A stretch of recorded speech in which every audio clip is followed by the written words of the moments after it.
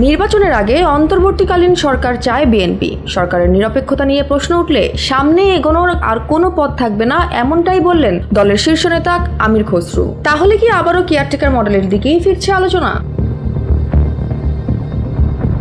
নির্বাচনের সময় একটি নিরপেক্ষ সরকারের অধীনে ভোট চায় বিএনপি। চ্যানেল 24-কে দেয়া এক এক্সক্লুসিভ সাক্ষাৎকারে বিএনপির স্থায়ী কমিটির সদস্য আমির খসরু মাহমুদ চৌধুরী স্পষ্ট ভাষায় বলেন, সরকার যদি জন আস্থা হারায় তাহলে সেটা হবে পুরো জাতির জন্য দুর্ভাগ্যজনক। নির্বাচন আর গণতন্ত্রের পথেই তা বাধা হয়ে দাঁড়াবে। তার দাবি, নির্বাচনকে সামনে রেখে এমন একটি অন্তর্বর্তীকালীন সরকার দরকার যেটি হবে সর্বজন গ্রহণযোগ্য ও বিতর্কমুক্ত।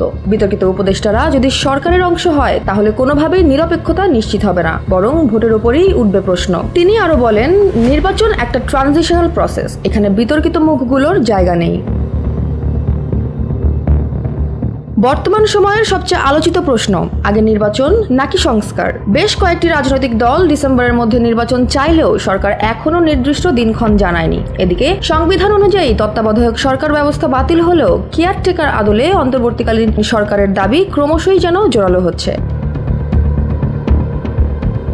বিএনপির মতে সংকট সমাধানে দ্রুত রোডম্যাপ ঘোষণাই হতে পারে উত্তরণের একমাত্র পথ। তাদের মতে নির্বাচন নয়, জনগণের আস্থা ও স্বচ্ছতাই এখন সবচেয়ে বড় চ্যালেঞ্জ।